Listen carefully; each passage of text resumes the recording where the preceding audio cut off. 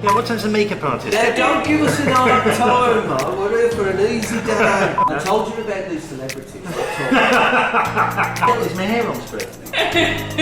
Are my legs better crossed this way or the other way? Honestly, doesn't matter. Anyway, what are we going to have a chat about? You're going to do the intro first, and you're going to introduce the legend that is.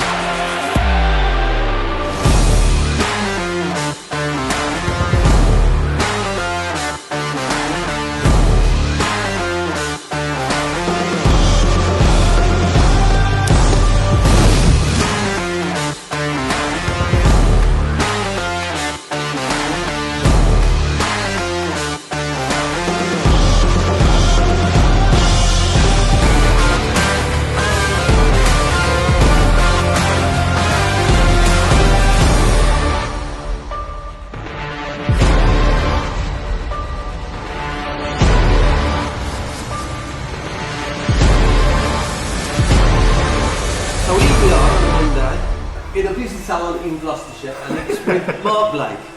So, can you tell us a little bit about what you're doing? Because it's hard to keep up to date with you sometimes. You move so fast. Yeah, it is, and lots of things. You know, yeah, obviously everyone does social media, and lots of things that we don't put on there because it's like, is this the right time or whatever?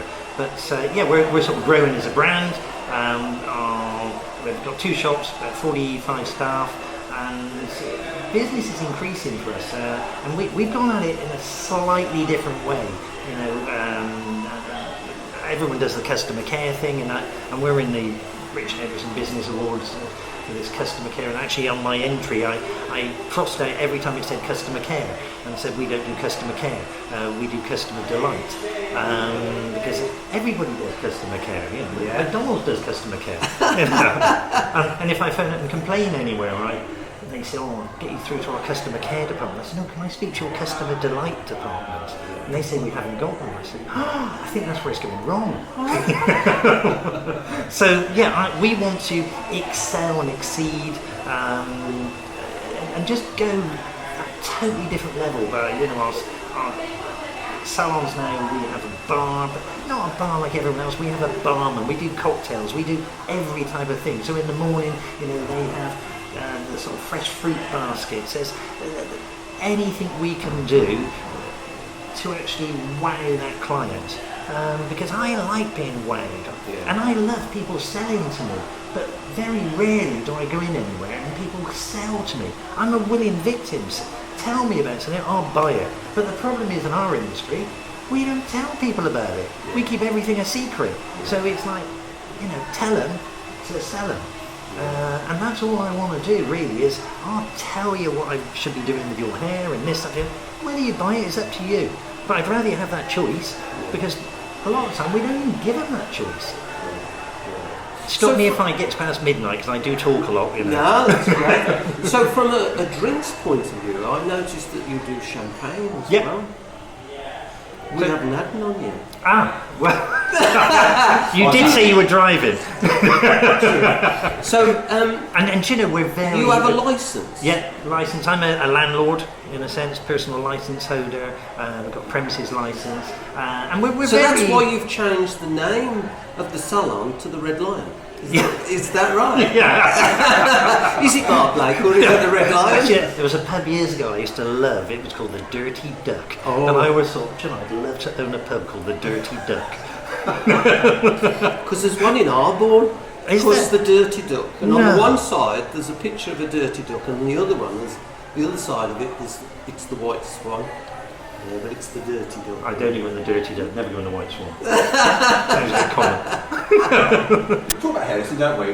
We chat about it all the time, and there's so many different views on the industry, depending on who you talk to, yes. manufacturers. So I just want to get an idea of what you run a salon, what, 2 salons, you understand the industry, speak to a lot of And hairdressers. we're hopefully opening the third one, about to sign for it. So you know, yeah, we want to grow. Can you tell us where that is? It'd be in Cheltenham. Oh, fantastic. So yeah, it's sort of, it depends on when this podcast comes out. If it's in 2023, hopefully it'll be open. Oh, wonderful. Well done, congratulations. So yeah, it's about to be signed for. So yeah, and we're going to go way up the scale. So where we have our bar area here, we're going to have a bigger bar area. Without sort of giving too much away, like Thursday, Friday, Saturdays, the idea is that you actually, as a client, don't have to have your hair done to come and have a drink after work. So you just come and have a drink before you go out. You know, the red line's coming back again, isn't it? And the dirty Got a duck. sign up there. But yeah, we're going to go. I want the toilets to be really Instagrammable. That, you know, I want females to go into the toilets and take a photograph in there. So everything about it. That's a bit naughty, isn't it? Well, you know, it's in London. It's a big thing. No, You know, yeah. in the Annabelle's nightclub, everybody does the toilets there, and that's what I want. Is we're trying to be a bit more London, but with a friendly sort of touch to it, really. But a lot of the London salons, they charge extra for all these drinks. We don't. We just give it away. But obviously it's built into our margins as well. We can charge for it because I've got a license as well, and we just use that. I did that just as a cover, really, because we were giving drinks away, a glass of wine or a beer, and did it as a kind of really just as an insurance. But we're starting to look at what you're doing, and I think Well, the we only need to thing bring that in. the only thing we charge for is pink champagne. Right. So we do sort of pink, whether it be Lanson or whatever champagne. That is one where we do think, yeah, we just need, because that otherwise, you know, if you offer a lady pink champagne or normal champagne, she's going to go for the pink one, and obviously then that can sort of, you know. So I feel the odd one out because I haven't got a licence. In fact, we used to... Even a driving licence since the drink driving. I haven't got that. I had it taken off a few times, but I've got it back. But we used to do red wine and white wine many years ago. But we stopped doing it when wine became very popular in the UK, because they started to understand what was good wine and what wasn't. Well, you were giving dodgy wine. You were giving dodgy wine away, so we stopped doing it in the end. The Lieb Frau Milch and that's the Blue right, Nun. Blue Nun. Yeah, it was a very good one. But it used to be in boxes. You used to have a tap on it. And And the sherry. Oh, we never got that far. But it's the industry's changing a little bit. Totally. Like I say, you've got to wow them. And there's a lot of good hairdressers out there. You know, there's a lot of bad ones, but you know, you've got to stand out from the crowd. And you know, one of the things that I'm very good on is in my consultation, because being a trichologist, that I can actually tell people something about their hair they've never heard of. And when a new client comes in the salon, obviously they're looking and judge it up against their previous salon.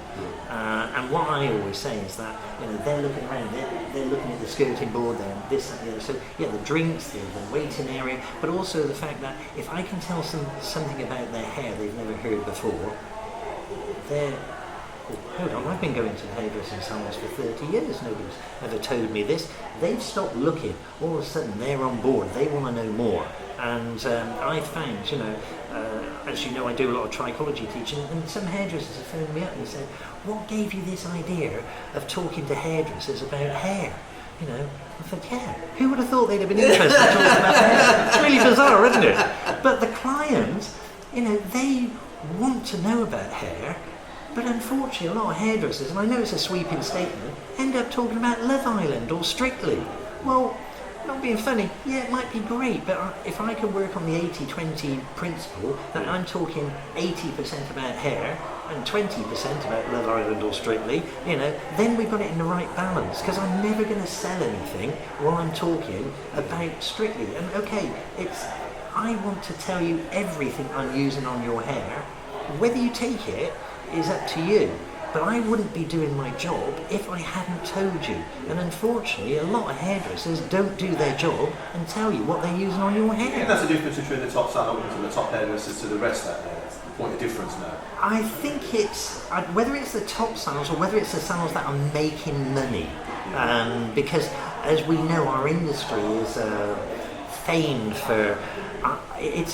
Some people think I'm terrible because I'm in it to make money. I don't want to be famous. I just want to be rich. Now, a lot of people say, "Oh, that's terrible. You shouldn't say that." Why not? I'm happy to make money, and my staff now, they're making great money. And we lose staff along the way who don't want that. But we've had this conversation before. I've made them into animals, because all they're interested in. Our staff meetings we have to have not in work time because they're losing money. It's a problem for people to get their own haircut because, I'm going to lose money. So it's gone a bit the other way, but it's quite nice having these animals that their focus is how do we make more money. But at the same time, they're monitored that their retention rates. So because staff are so different these days, we do a lot of communication through WhatsApp. So we have numerous WhatsApp groups. Retail sales, their rebooks, the retentions, everything about this, and everyone can see it. And so it's just like, youngsters want to be on their phones, you can be on your phone. And if they don't send them in, it's probably not very politically correct, but I just send them a message and just say, "Are you dead?" Always gets a reply. "No, I'm not dead." Well, that would be the only reason you shouldn't send me a message. It's a different way with it, really. And I'm obsessive. I get up at 5:45 every morning. I go to bed at midnight, and even on a Sunday I'm up that time. But I'm ready for work. And my wife says to me sometimes, "You can't message them at 11 o'clock at night." Why not? And last night she even said, "Shut off now. Now's the time to shut off." But I'm 58 and I love work. I can't get enough of it, and I enjoy it, and I want that to come over with my staff as well. I want them to enjoy it and make a good living. And if we go on that way, it should happen. And we've trademarked the strapline for "the hair you deserve." So we, as you know, we use it on everything. And I always say, look, if you give people the right advice, they should get the hair they deserve. If they don't listen to us, they don't deserve good hair. But it's their choice. But all we can do is give them that information. It's funny that you mentioned about your staff being hungry, because I saw something recently and it said that all successful people have something in common, and that is that they're hungry. You've got to be hungry for it, for you to stride and push yourself forward. If you've got teams that are not hungry, then you've got a problem to motivate. And I play, I suppose, both sides of the fence. So if somebody's off ill, for whatever reason, everybody has to we phone all their clients, and I want to know how many people said they would wait for that person to come back in. Because that's a measure to me, of how good they are. If they say, "Well, I'll have somebody else," well, you've not locked them in. They're in love with the salon, not the person. So that's one thing. But also the fact of that the people who do come in, like I say, I play devil's advocate. So I then say, right, you've got Mrs. Smith in today, and she normally sees Jenna or whatever. Today is the day you're going to steal that client. You are going to go above and beyond. Because I don't like illness. I don't like sickness. And I want them to really think, I'm never having a day off because I've suffered. We also do a thing, so obviously we do training, but if you are off during the week, you miss training the next week. Because training's a two-way thing, really, I think of it. So if you've been off, then sorry, you missed training that week. That's reduced our... it's the stick, isn't it? It's balancing the carrot and stick, isn't it? Because what I did find out, or soon realise, that nobody's ever ill on training days. Now, how strange is that? But they can be ill on a Friday or a Saturday, but never a Tuesday. So, So it has to be a two-way thing, and everything in life is a balance or a deal. And I always say a deal is where both parties are happy. And if only one side's happy, that's no deal. And so we've got to get the balance right that everybody's happy. How do you balance your time? You've got, like I said, you've got your successful trichology business that takes you to teaching for trichology, obviously for Wallace. You've got this salon, you've got the Silencer salon, you're on about opening a new salon. So how do you prioritise your time? I know you're up at 5. I'm really bad. I live by my phone.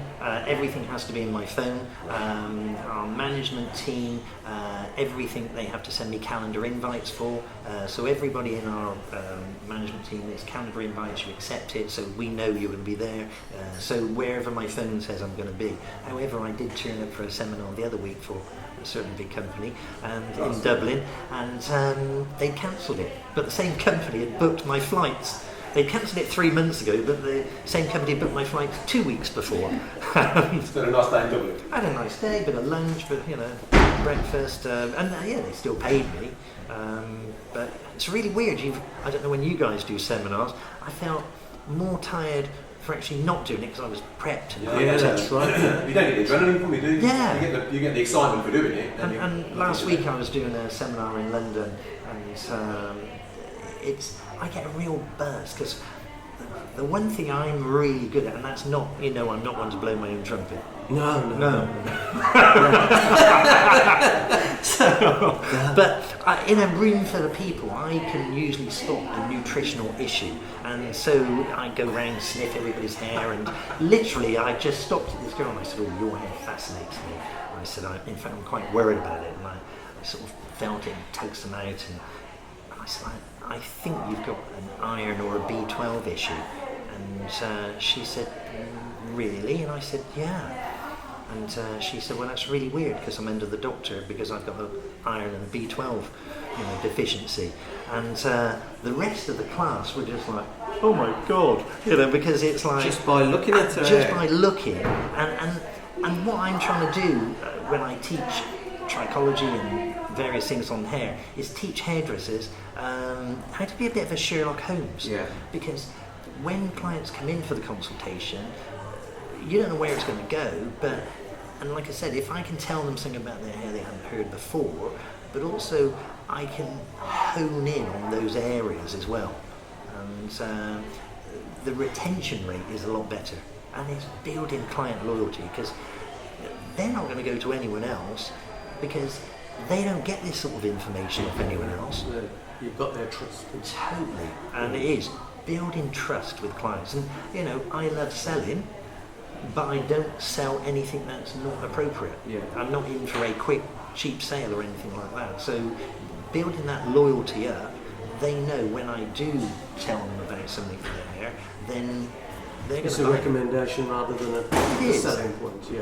And okay, I love a bit of theatre, and I might say, well, I wouldn't sleep tonight if I didn't tell you about this. But yeah, hairdressing is a bit of theatre, isn't it? Yes. You come out that door, you're on stage, Yes. and you can't wait to sort of get out there, and it is a sort of I'm on stage, here I go. So the trichology, because you do a lot of work in London, Yes, Liverpool. I've been doing some stuff in Manchester as well, but I was in Soweto earlier this year with a charity, New York, Washington, because trichology is taking off all around the world, so I just felt it was my sort of job to go and tell everybody how good I am, or spread the word in trichology. Was New York good? Yeah, it's one of those things where they cannot detect the Gloucestershire accent. Even they would think, speaks like the Queen. No. It's fantastic. What do you mean, even me? Yeah. Even Not me? that you've got an accent. Or me. Yeah, I've never heard anything like it. Yeah, I've got this Gloucestershire accent, and they say, "Oh, you're so posh." I think, really? Perhaps I should live here. Hugh Grant. People like English people go down well in America. Yeah, that you're a lot more credible, I think it is. And I think there's huge money to be made in America. If I was younger, I'd probably open up a clinic there, because I just think there is so much money to be made there. Fantastic. But the trichology is so interesting when you It is, mix and, it and, with the hair, hairdresser. and hairdressers do love it. And my phone, literally every day, I get hairdressers coming in, and these are British Hairdresser of the Year and God knows what.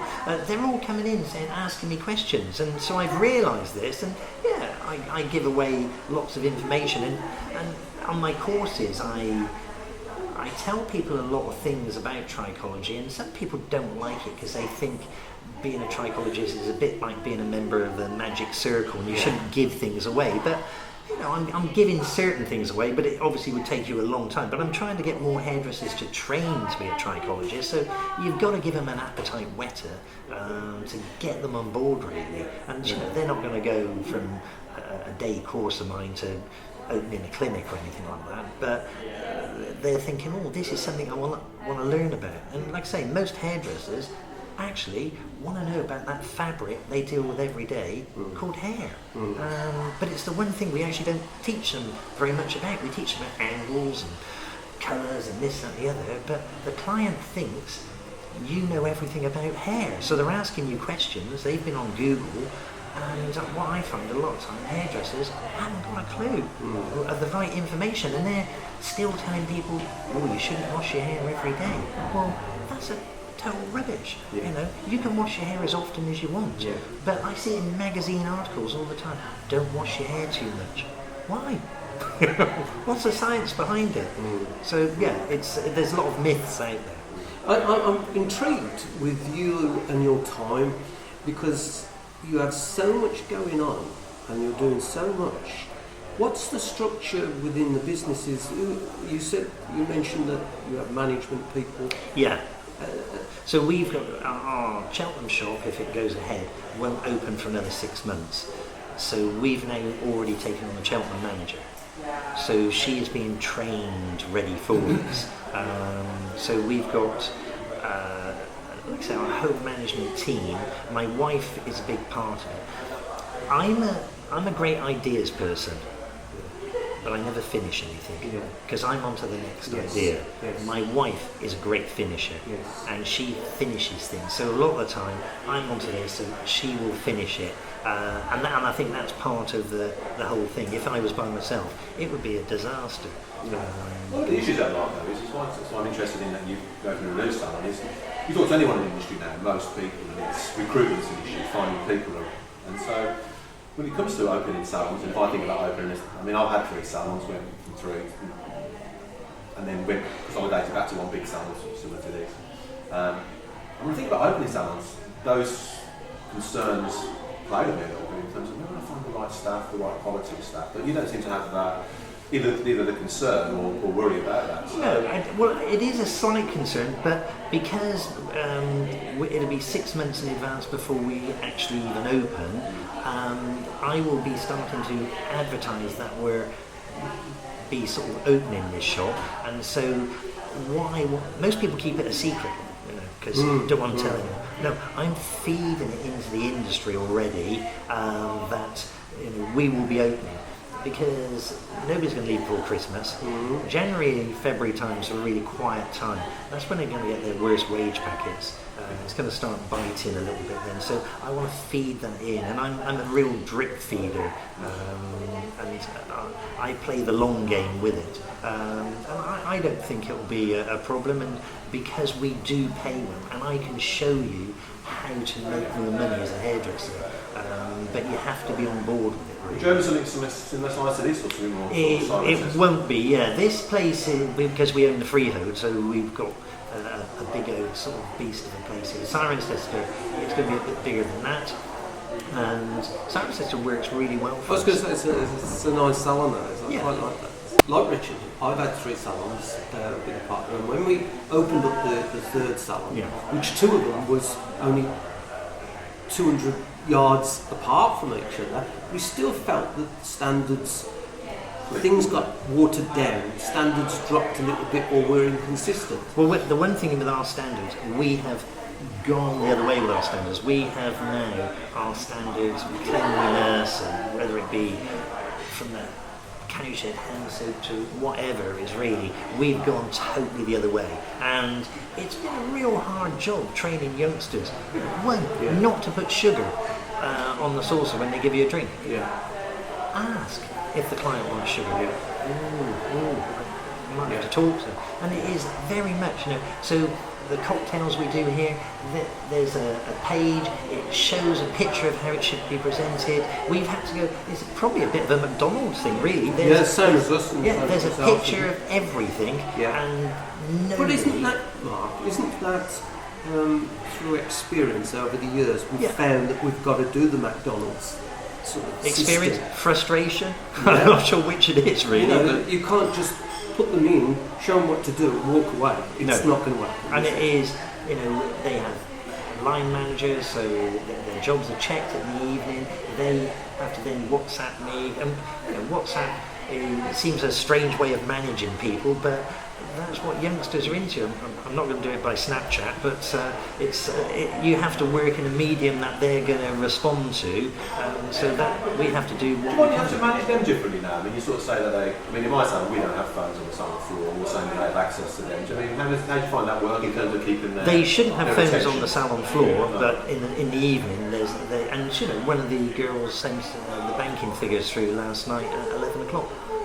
Which I'm impressed with because she was still means she's in work. Thinking about it, And although my wife wouldn't like that, I like the fact that they're thinking, about work at that time. We have social media groups, and sometimes the things going on in there probably would go on till 11:30 at night, because it's one of those things that they get home. Some people want to do it, and I have to find out. I was thinking, a hairdressing salon, you're a football team, and so I'm the manager, and I have to work out who's the centre forward, who's the defender, and what's going to excite some of those people. Who's going to come in 9 to 5 every day, never be off sick. One of those defenders, there's a place for those. There's not a place for all centre forwards. That's when you get real problems. How do you motivate the youngsters in that way? Because I get senior stylists, you can motivate with money if you find that individual driven and wants to do those sorts of things. What we're finding is that the youngsters tend to already have a car, they don't go out as much. They're not motivated by money whatsoever. So what are you using to motivate them, to get them engaged? It's a really tricky one. We're tending to take on more people that have already done a year in training, because somebody else has gone through that sort of fallout rate, and we've taken on more shampooists who are sort of, I suppose, so they do the jobs of the they're sort of ladies who don't want to be a hairdresser, just want to help out, and they're really good. What I tend to find is that the shampooists are almost worth 2 juniors. They see things as they're wandering around. They're not ill. You haven't got to give up a day's training, because training's really expensive. You have to pay a trainer or 2 or 3 trainers to do these stuff, and then you lose all these stuff and they don't actually make it. And suddenly you think, to be honest, even if she could cut hair or he could cut hair, would I want them cutting my hair? They haven't got that sort of pizzazz about them, and are they going to be memorable? If they were off sick, you'd say, I'll have somebody else. And getting that, they have to grow up sometimes, and so it's a bit naughty, but I tend to find I get these slightly older ones that, we've got to pay proper money for, but we can actually think, right, they've gone through that stage where they need to grow up and they're ready for it. A new group of youngsters I'm finding is that they've always had technology, they've always had phones, so they're not so loose focused. That's right. And these kids, and I would say all of them to a certain extent, are switched on. Some youngsters who were just coming after school to help out on a Monday, and so they're really good actually. They're looking for work, so I think it's a new group of youngsters coming through. Although they're like Saturday staff and helpers at the moment, whether they'll want to go into hairdressing, but it's great that they're constantly. When the one girl came in on a trial, they came in for a couple of hours on this trial, and I said, "Oh, you can go now." And she said, "Oh, no, I'll carry on folding these towels and do this." And It's I a thought, totally different wow, attitude. That's somebody who's trying to impress. And I'd have got that's what I doctorate. like. Yeah, there's something wrong with you. Because we're not used to that, are But we? you see, the message that you gave out a little bit earlier about one of your top stylists who's on £50,000 a year, this is what needs to be pushed. Yeah. Is that the successes of this industry are kept in the quiet. Yeah. And many people. And it's not just one of our stylists. We've got, Yeah, that's Because right. Richard's the same. It's because what happens is you look at the say, whenever anything is discussed, it's the average. What does the average stylist make? What is it? And the reality is that we're not looking at the average. You're not going to inspire somebody by talking about the average. You inspire someone by saying, well, that's what's possible. Yeah. And if someone's sitting there who's thinking, well, do I go into a professional career or do I go to university? And you think, well, I'm going to come out earning £50 a year. The chances are no. I think that message has gone through. So and I've got to say, they work blooming hard to get that, because they've got to do the numbers. Yeah. But once they have a taste for it, they're on board. Yes. And it's very easy for other heads. Oh, it's okay for them. No, I started my career off on a small salon in the council estate, and everybody was price sensitive there. And funny enough, I went past and looked at it the other day because I haven't been there for years, and it was a real sort of memory lane. And you think, there's nothing wrong with it, but I had to start somewhere. Yes. And when people say, "Oh, it's okay for you," well, how was it okay for me? I just thought, getting in there, do the numbers, and it's building up that brand loyalty, client loyalty. As I always say, it's an overnight success, 30 years in the making. Exactly. Yeah, we did the same. Worked hard to to get to I this. went past my shop in Greenville, full of you saying that a couple of weeks ago, and this guy's still in there working. He's owned by a few different people's seats, and he goes back to that was a starting point. Were you going to finish your career there? The answer was no, but it was a good starting point. But people seem to get into that first salon and never get beyond it, and then spend the whole career moaning about the fact they haven't achieved what they. Also, one of the things that here we are in September, and we've got people making appointments for January, and because I love that bit of theatre, when they say, "Oh, can you make a sort of January appointment?" I'm at the desk with them, and I'm looking at the computer. I'll give it my lunch hour. The day might be completely free. They love it. Absolutely. Because you don't have to. No. I get more sandwiches brought me than anyone. But I'm playing a part. They're playing a part. They're feeling more special, and it's a lovely game. Absolutely.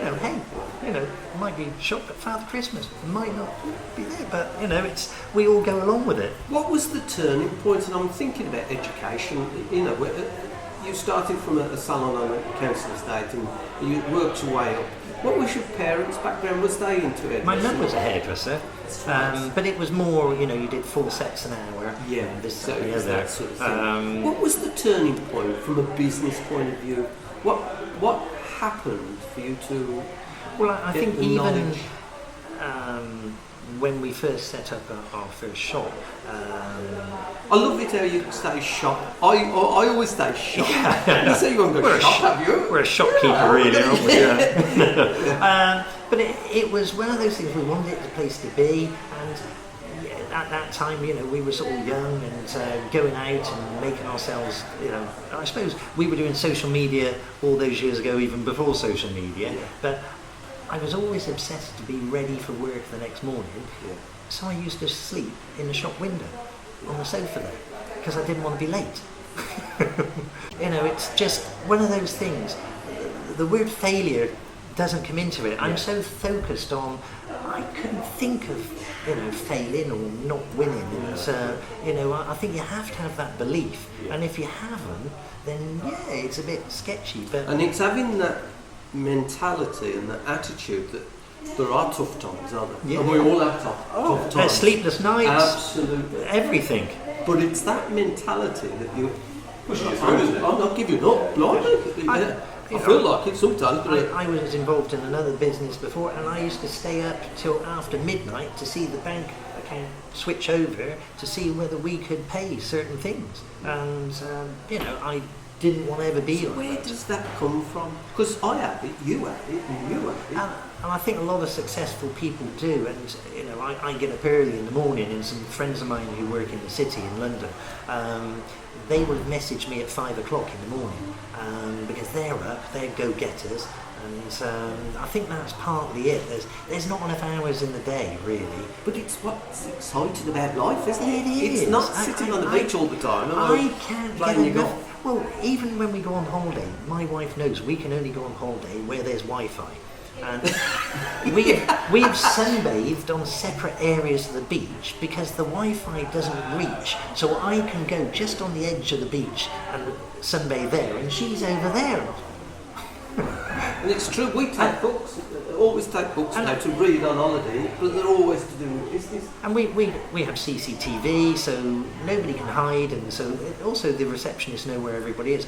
But if I'm on holiday, I watch the CCTV. If they're sort of stood around talking, I'm on the phone to the shop. Well, there's a meeting that I wasn't invited to. It doesn't have sound, the CCTV, but I'm on the phone straight away. I don't switch off. It's a good job you don't have sound. Isn't it a good job? Yeah. What do you mean? What do you mean? They'd all be saying nice things about me, I'm sure. I'm not very good with illness. I'm never ill. And I can't understand people, and people do get ill, but I think because I'm never ill. State of the mind more than anything else. Yeah, I went in for an endoscopy, and so I went in, and they sort of put you out and came to, and it was wages day, and I needed to pay the wages, and they said, oh, you need a bit of recovery. No, I've got the wages to pay. And so I said, you got Wi-Fi in here? And so I was in my sort of hospital, let's get the wages sorted out, because, well, hey, the world doesn't stop, does it? No. So the future, what's the future then? Let's say 5 years. If you're looking 5 years in the future, what would your prediction be? I know it's a bit of a tricky I'd love to still be within the industry. Love to have a couple more salons. That might not happen depending on the economic thing. We might be still waiting to see if we've gone through Brexit in 5 years' time. Who can tell? Just another extension. But I think our industry is at an exciting time, but I think you're going to see a lot of salons going because they haven't got their margins right, they haven't got the teams right. There's so many things that you've got to get right, and it's a finely tuned animal. And there's a small line between profit and loss, and some of those salons are living on borrowed time. And they don't have the skills of them. There's so much legislation now, isn't there? Things coming down the path. Cash is going really, isn't it? Now, so all of those things are making things more challenging. It is one of those things where we set up our hairdressing salons, and none of us actually had any business training. So we do it in our own individual way. And I'm fortunate enough, I've been to your salon, so I come in, I'll phone up salon owners and say, can I come and steal some ideas? I don't like the idea of stealing, but it's called creative swiping, which sounds nice. Much better. And so come to you, and especially if I'm not near your salon, then you don't feel there's a threat that you're going to give anything away that's is untoward. And I've been to Scotland, Wales, you name it, and these salon owners are so good because we've all got our own individual ways of actually setting up our businesses without any training. So we're all doing things slightly differently. So it might be just the way you're doing your towels. And so it's trying to fine-tune the animal and take away a few things that work for you. So if you was going to give advice to a salon or potential salon owner, or a young salon starting, what would be your advice for them? Definitely speak to other salon owners. Because opening a salon, you can waste a lot of money. The moment you start opening, you'll get all the sharks from the local paper trying to get you to advertise, and you can waste so much money on it. And looking at your contracts for your phone system, and before you know it, you're tied into a 3-year phone system that isn't what you needed. Do you need to record every call? Because okay, you've recorded a call and Mrs. Smith didn't turn up and you've got the evidence she did, are you going to say to her, I got the call, recorded, it's your fault? If you were starting out today, do you think that you would be able to succeed in the future It's up to the scale you have. in today's Yes. environment? Yeah, if I was younger, I would have been bigger. I feel I got a bit hooked into going on the freehold route, whereas you could expand quicker on the leasehold route. But again, negotiating leases is a tricky thing, and making sure your exit is planned when you go in there, because you might outgrow it, and before you know it, you're set up for a load of dilapidation costs and things like that. And So business education, where would you say that comes business in? education, yeah, and not only hairdressing business education, but also with accountancy and things like this. And I'll ask my accountant various things, and he'll say no, and I'll say, okay, how about if I reword it and say this? And they'll say, oh yes. I said, well, hold on, these aren't creative people. Sometimes it's the wording, and I need to present things in a certain way. And that can happen when you do deals with manufacturers or whatever, really. It's how you get things worded, written down. Will it work for you? Are your hands going to be tied? How do you see your exit strategy? It's really weird, because I think there is such a huge area in our hairdressing industry for somebody to run a course on exit strategy, because every hairdresser, when I met you, write this down. Well, I'm the oldest one here, so I'm doing that one. So I literally ask everyone their exit strategy, and no hairdresser has an exit strategy. And friends of mine who've got salons all over the place have said, nobody's really buying salons. And so anyone who's thinking they're going to build up and sell, well, who's buying? That's a big problem. But I don't see there being an exit strategy for me. I don't think there is one. I think we got it wrong right from the very beginning. When I came into the industry, there was always this idea that you would have a business, and then right at the end you would sell it, and that was your pension. Yeah. Well, we know that don't work. No. So I don't think that the future is, you don't sell your business, you build it so it can run without you being there, which is what you do. Yeah, I'm the sort of figurehead, but a lot of the things that sort of go on, they know the buck stops with me, and on the sort of some of the emergency posters it says, in a fire ring 909 and this, that, and the other, and some they sort of crossed it out and put ring mark. Because if the toilet's blocked, I'm happy to get my hand down it. I was on the roof last week clearing out the guttering because we had some rain about forecast, so I'm up there and prepared to do that, and they know that. So that's one of the things I think is not to enjoy, and also that I enjoy it. So if I wasn't in this industry, I might not enjoy it. And it's like selling your house. If you've got a lovely house and you sell it, you can't get that back, and you might have moved into a house that you don't love. So it's got to work for you, really. And okay, if I won the lottery, I might give it work, but I might not. I don't think you would. I don't think I could. You're already He just come to work a in lottery winner. Well, and the old expression, enjoy what you do and you'll never work a day in your life. And I never go to work. And on a Sunday, sometimes my wife will say, well, can you help in the garden? I'm like, I'm getting twitchy because I want to get into work and just do something. And so, it is, if it's in your blood, and you've got to be focused on what you're going to do.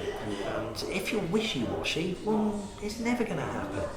But it's interesting when I speak to you, and it's always been the same when we spend time together, and you probably don't realise this, but you are very much an inspiration to people like us who follow and watch you very closely on what you do, and I think the industry does as well.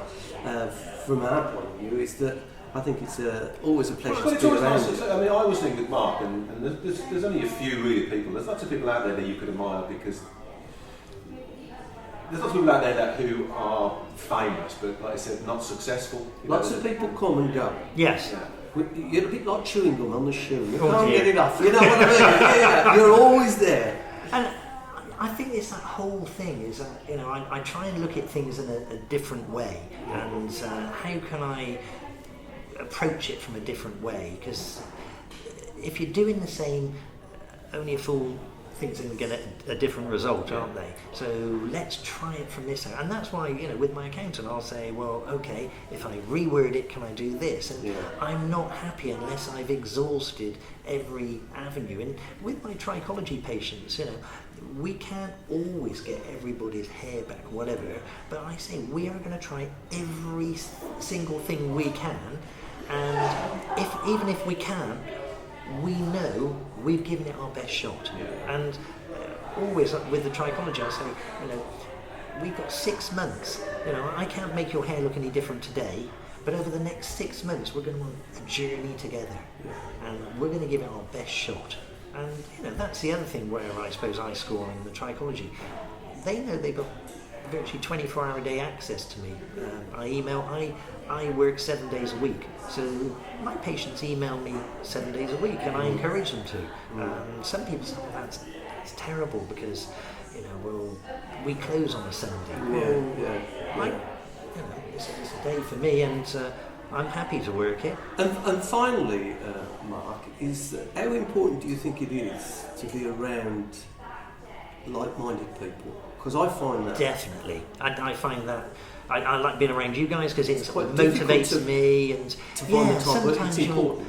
and if you talk to negative people, like, oh my God, you know, I soon lose focus and think, oh, I'll check the phone and see if there's anyone a bit more inspirational. You know, I want to be learning from people, and I learn from you guys, and everyone you speak to, there's just one, if I can get one little thing that I can get off them, that's great for me, because we all learn all the time. Nobody's got it perfect, and even when you think you've got this pretty perfect thing, the world changes, and that's the old model. Then we're on the new model. It's crike. Absolutely. Well, it's been fantastic spending time with you. Thank you very much for being a guest on our podcast. The camera's going to start rolling now. Yeah. Thank you very much.